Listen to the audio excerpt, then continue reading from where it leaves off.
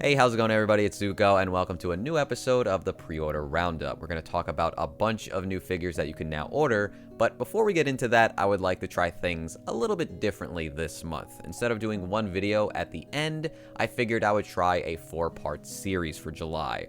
And as you might have realized, there has not been a June video. Unfortunately, the video just wasn't panning out the way I wanted it to. I also tried to record it multiple times, but it just wasn't working out. And instead of stressing over it, I just felt like I gotta move on at this point. So we're gonna try this instead. These videos will be a little bit shorter because naturally we're gonna be talking about less each week, but when you combined all 4, it'll probably be longer. I'm not really sure. I guess we'll find out together. I'm also gonna talk about a couple extra Nendoroids like I did that other video because why not? I got the time now. But yeah, you let me know if you like this format, and I think we should just begin. Alright, so perfect place to start. Let's talk about the Hatsune Miku Symphony 2022 version. An absolutely gorgeous piece that I feel kind of bad for, because I don't think a lot of people care about this one. But I don't blame them, because we just got a Hatsune Miku Symphony figure earlier this year. A figure that was ordered by a ton of people, and also had some problems in terms of the construction of her twin tails. I don't own it personally, so I can't speak on it firsthand, but it seems like a common problem that the twin tails might be drooping over time. Either way, that doesn't really matter if it has problems. The point being, a lot of people already bought the first Miku figure, and now they're releasing another one that I feel like isn't as special, even though I kind of like it more. I think she looks very pretty in terms of her face, and her hair sculpt is beautiful, but it doesn't have that like tranquility angle that the first one did. It doesn't feel as serene. It's just a really, really pretty figure, but there's no gimmick to it. There's no like pull to make it feel special compared to other Miku figures. I mean, I guess the pull is the fact that it looks like it is a 10 out of 10 sculpt and paint job, but you know what I mean. The first one had like the rotating table as a base, and it just felt special. I don't feel like this one feels special, but the pearlescent paint and the gold and the ribbon base, all of it looks fantastic. I absolutely love the green, especially towards the bottom of her hair where it starts to get a little bit lighter. Also, the fact that her twin tails are just making a heart shape is just so lovely. But it's just missing that extra element. That one extra thing that's going to make people want this one more than the first. Like, these figures aren't cheap. So, I don't know. Kadokawa is putting out a new Chizuru figure from Rent a Girlfriend to celebrate the release of Season 3, the party dress version. Now, you can get a special set for 3,000 yen more, which includes a rubber mat of an illustration of the figure. But if you don't care about that, you can get it for around 19,000 yen, which really isn't too bad. I would say if I were to like grade this with like a number, which I normally don't do, I'd give it like a 7. It is a very solid, like, good, but I don't feel like it goes far enough with the dress's paint job. I feel like it falls a little flat, you know, especially when you look at her waist, and it's just like all wrinkly over here, but there's no shading for the most part. It's just like one solid color. The top part of the dress looks a little bit better, and I think her shading on the hair is pretty good, and her face is cute. And I kind of like the setup of her like holding onto one of her heels. But yeah, the only interesting part of the paint job is kind of towards the bottom, where it becomes a little bit white for whatever reason. I'm not sure if that's supposed to be like a foggy translucency, or if it's actually painted like a dull grayish white. But it's nice. It's just not insane, right? It's just another nice Chizuru figure for a price that isn't too bad. And I don't think it's lazy. I just don't feel like they wanted to flex with this one. Fat Company put up their M4A1 MOD3 figure from Girls Frontline this month. This one's going to cost you around 30,000 yen, so it's not cheap. It's definitely like packed with detail, and I think the paint job looks good, but that is definitely a very expensive figure. I think the last time I saw this, I said something kind of stupid, like the rifle should have some gunmetal on it, but I don't think that makes sense. I'm definitely not experienced with any kind of rifle or gun, so I'll take back that statement. It looks fine. I think any Girls Frontline figure is going to put enough attention to detail when it comes to the weaponry that they likely know what they're doing more than me. But as you can see, she's clearly equipped with a ton of crap. She's got the rifle case behind her, which I think is cool. Some of her armor plates have like metallic paint on them, which I think is nice, and I like the green accents throughout. Even the streak in her hair. The description says she has a sharp gaze and expression. I don't know if I would agree with that.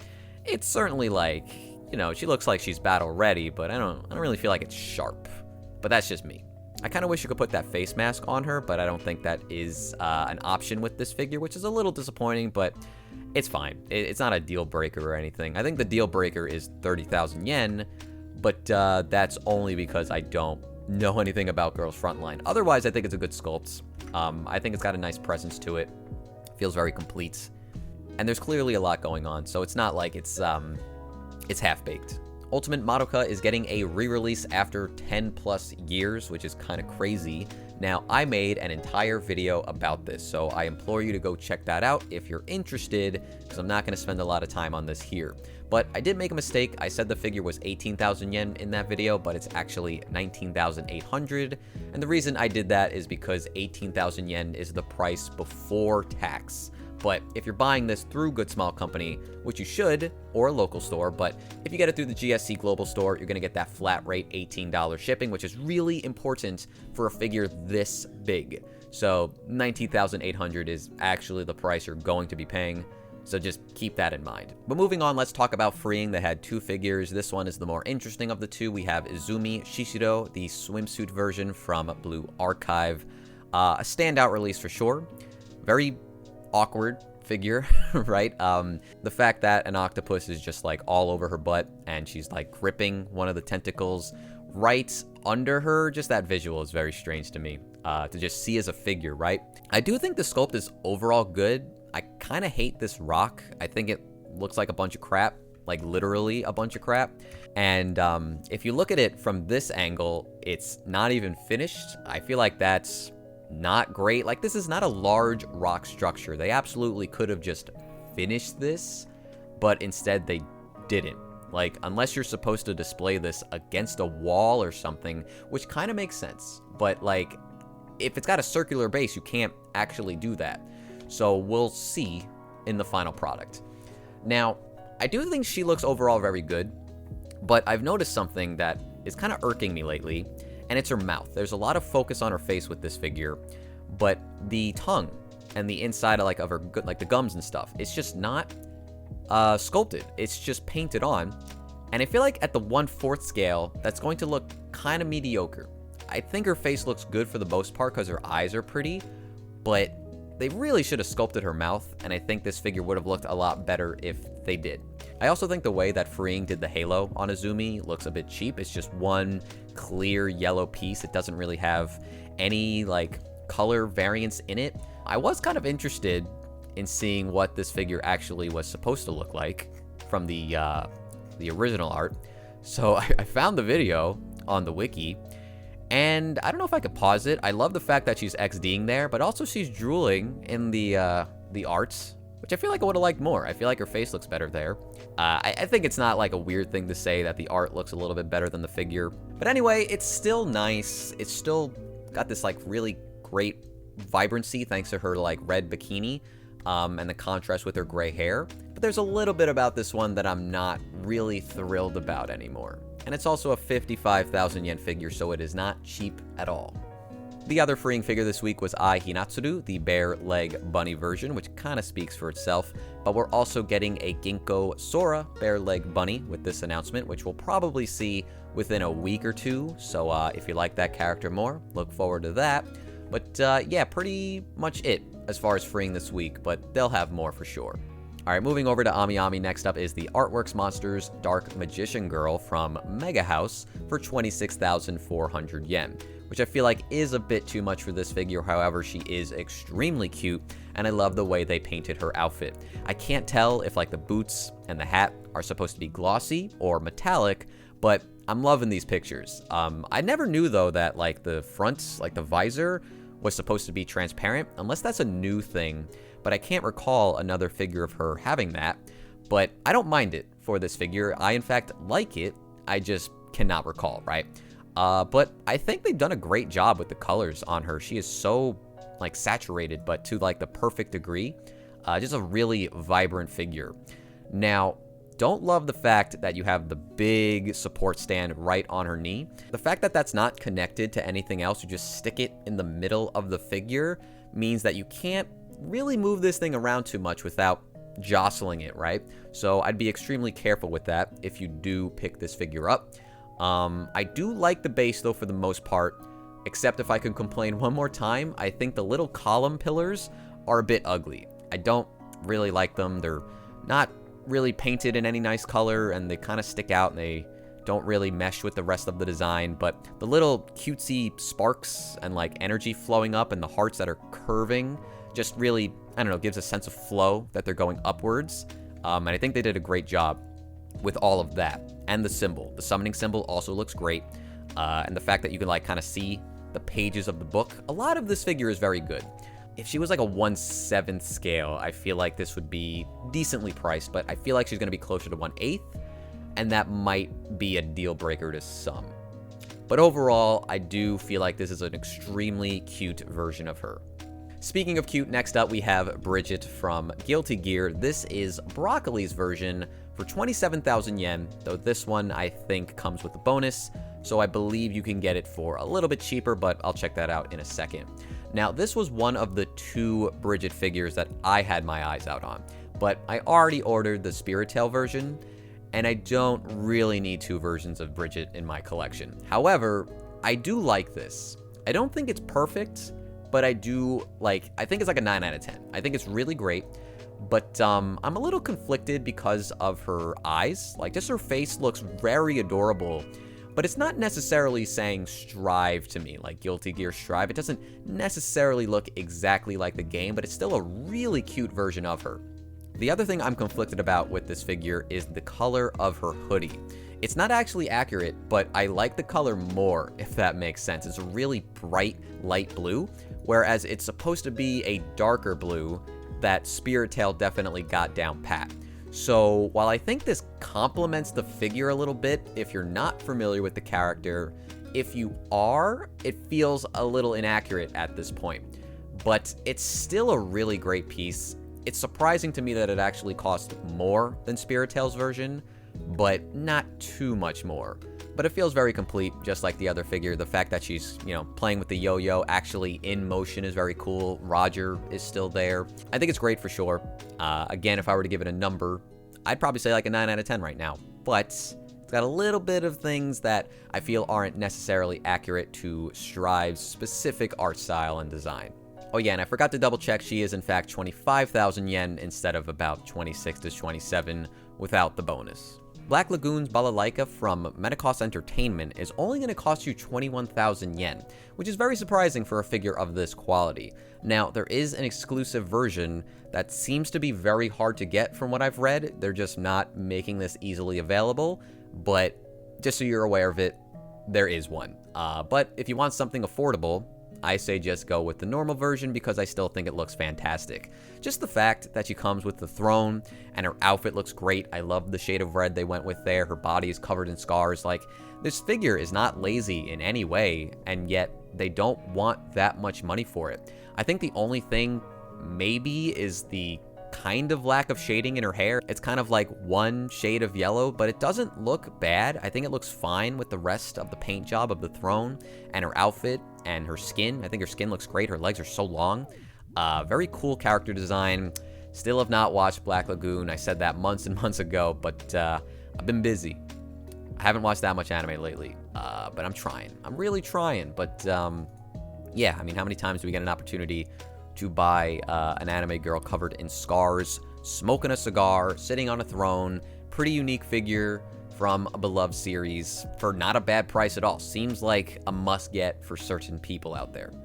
Girls Frontline M950A, the Warbler and the Rose damage version from Estream. This one's going to cost you 32,000 yen, which I feel like for Estream is kind of low, but reasonable from everybody else. I mean, it is a wedding dress figure, and I love the way they did the crispy burned edges of the dress. It looks pretty damn good.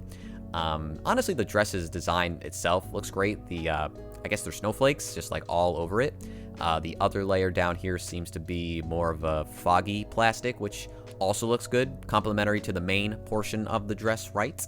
I feel like this is one of the better examples of a battle damaged figure. The fact that like the belts from the garter are just flying off. Again, like there's so many burnt marks all over the dress. Like they're really committing to the bits little crowns floating off. That's kind of fun. But yeah, she looks good. The bow on the gun is pretty funny. Her face looks very pretty. Some of these girls just have like really distinct art styles that I don't see anywhere else. The base looks really good too on this figure. The blue that they've chosen and all the patterns found throughout it. The fact that the center flower is actually sculpted on. And they did a really good job too capturing the flow, the motion of this one. It really does feel very lively. This is a great figure from Estream. They normally do a good job, but I feel like this one is exceptionally so. I've always found these real McCoy Dragon Ball figures to be very charming. There's just something about this setup, the fact that he's on this random bipedal machine, he's in some casual clothing, but you still have like the branding of Capsule Corp down here. It's just so distinct. It's so different. Sometimes you see Goku like riding dinosaurs with these figures, and they're not like anything else. I don't know where the inspiration's coming from, but I always dig it. Now, it's pretty expensive, but, you know, sculpting something that looks like this with tons of mechanical detail, it's gonna add up. You also have Gohan riding on his back. They're bonding, father and son. It's just a cute setup, you know? And it just seems like a great, like, alternative to a different type of Dragon Ball figure. More up my alley, honestly, but it's a little too expensive for me to just jump in all of a sudden. But I do dig its just concept.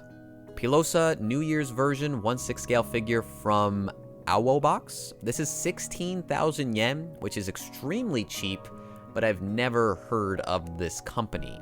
I'm a little conflicted on this one. It's very cutesy, the outfit, the colors, the pastels, right? But her face, like her eyes look so far apart, and also scrunched down. Like her head looks huge, but her face looks small to me. But there is a lot of charm to the ribbons and the colors and the stars and whatnot. And it's a really cheap price too.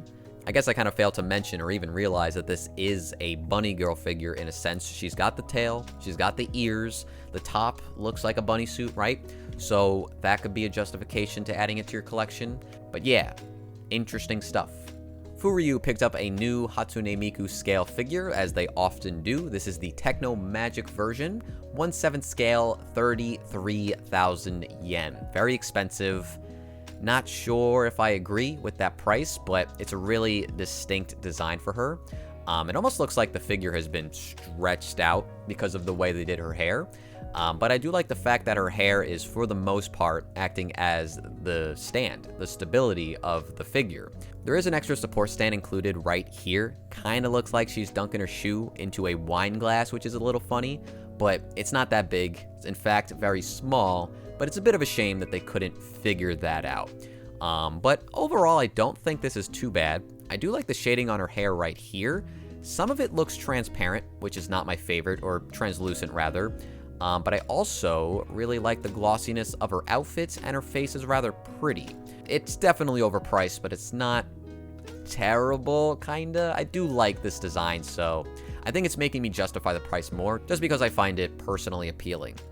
They also put out the REM and RAM military versions, the Call of Duty figures for them, 24,000 yen each, roughly, which isn't too bad.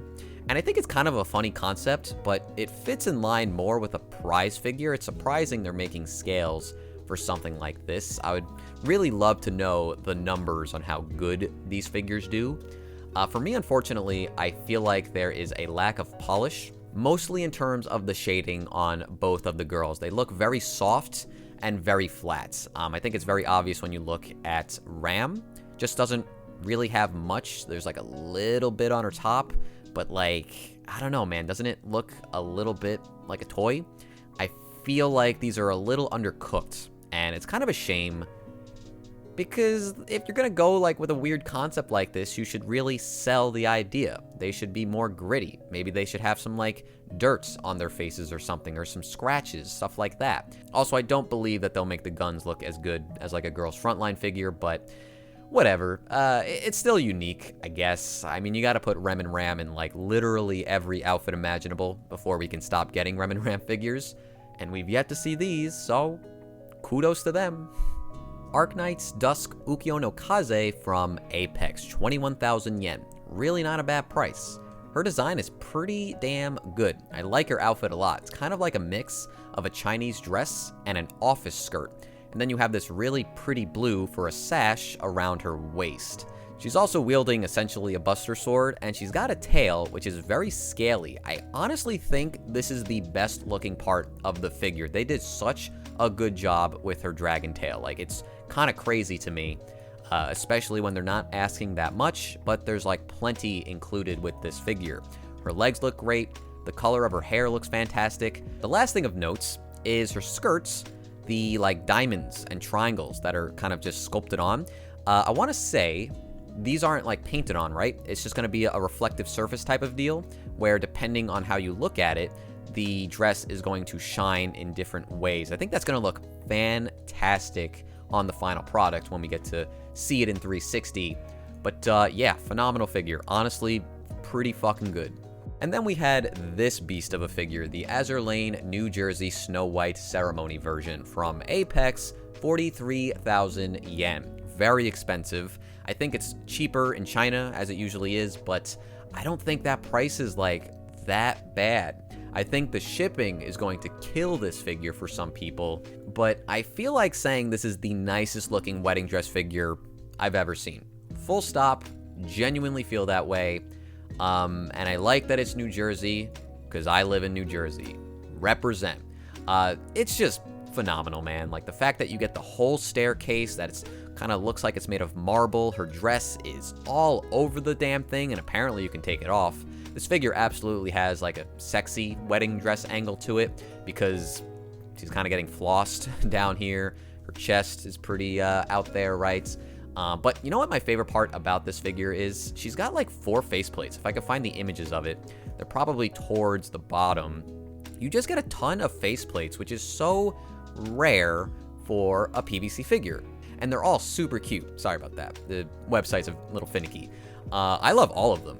I would use all of these over the normal one just because they're so fun. Just like the XD face and the winky face, like come on. The stars in the eyes, like they're all so good. It's just really nice to see expression on PVC scales, especially when they're goofier. But I don't know, guys. I'm really impressed with the way they did her dress, the veil. It's all just kind of like falling and draping down the staircase and the steps. I think the one thing about this figure that could be improved is her hair sculpt. I'm not the biggest fan of the translucent plastic, as I'm typically not, but I feel like it does a little bit of a disservice to the rest of the sculpt and the paint job, because she looks phenomenal pretty much everywhere else. The bouquet looks fantastic too, but then you have these like clear blue strands of hair that, I don't know, this is very distracting when trying to make points. But yeah, it's definitely the best figure of the week. Even though we had that crazy nice Miku, I feel like this one's special. I really do. The real problem of this figure, though, is that it's just way too big. I don't think people are going to buy this one because it's way too much of a commitment. If you even have, like, the space to put this anywhere, and the box is going to be twice as big, most likely. So, yeah, think about this one hard before you add it to your collection, because you're going to need a dedicated area just for her. Hobby Max Japan also brought us 2 Azer Lane figures. We have Chao-Ho as well as Ying. Both are kind of complementary to each other. One is placed in the winter, the other in the spring. They're very similar figures to each other. They're both placed on top of a pond, on a tree. They're both kind of chilling. There's a lot of like cloth draping down. Their hair is draping into the water. On this one, a little birdie is being stepped on, which is not something I noticed immediately, but there you go. That's kind of funny. It's not a competition, but I feel like I like Ying a little bit more because of these sleeves just like going all over the figure, especially here as it goes into the pond and then out and then onto the bottom of the base. That's just visually really cool. Her hair is also draping over the branches in a really nice way as well. Not sure if Chao-Ho has that. I think it's a little bit down here, but it's not really represented in the same way, unfortunately. Before I go, I guess I'll just acknowledge that on Chao-Ho, her pond is actually leaking down onto the bottom of the base, which is also a very cool detail. These are both extremely pretty, but that's actually going to do it for our figure section. So let's jump over to Nendoroids now. Alright, so I think I have 10 Nendoroids to talk about this week, which is kind of funny, considering they only update their website 3 times a week, so they're really pumping these things out. Now, the first 2 are Miku. but I don't think you can actually buy them just yet because they're putting them up for events and then eventually putting them online. So you can buy this later, but not now, I'm pretty sure. This is the Magical Mirai 2013 version, which I actually used to own because this is extremely cute, but I never opened it, so I decided to sell it. Don't let my foolishness stop you from buying this though, because Miku doing magic is adorable, and this one I think holds up. There's also the Hatsune Miku Magical Mirai 10th anniversary version, which is a design we've seen a couple of months ago. They made a scale figure for this. I don't think they ever made one for the Magic Trick Miku. But yeah, extremely cute design. I feel like this faceplate's my favorite. They're a little basic, but you get like nice, shiny pink and purple eyes with this figure, so it still stands out in a nice way. You get the speakers, you get the staff. You can pretty much see everything that the figure is included with right here. But you also get a special base, which actually looks pretty good, and I love the way they did her hair. It was a crazy hair sculpt on that other figure, but they still managed to include the pink and the stars and the white strands of hair. It's a really standout design, and it's only going to cost you 7,800 yen, which I feel like isn't bad for a Miku Nendoroid of this caliber. Like we just saw at Anime Expo, they're re-releasing their Eiji and Ash Nendoroids from Banana Fish. Now this is very cool. I'm excited for you guys for finally being able to get this. But if you weren't aware, they're also re-releasing a ton of other Banana Fish figures. I'm not sure if I forgot to talk about one of them this month. I know I saw one or two last month, but I'm gonna put them on screen right now. They're just re-releasing like every figure from this series. So if you're a Banana Fish fan, now's the time to purchase. Hopefully that's not too stressful having to buy like 5 figures at once, but at least they're all probably not coming out at the exact same time. Nendoroid Kamen Rider from Shin Kamen Rider. This thing's awesome. Doesn't come with that much, and it's going to cost you about 7,000 yen, but it's a 6 sculpt. Basically all he comes with is his face, which does light up, but it does not include a battery, so you got to buy that yourself. A scarf that's kind of like blowing in the wind, and then a kick. Also, you can take off the coat, so they're counting that as an accessory. Also, it's not the kick, I think it's the bendy knee, because the kick would just be you angling the leg. But whatever the case may be, super sick design, but you could pretty much see like everything that you're getting right here, for the most part.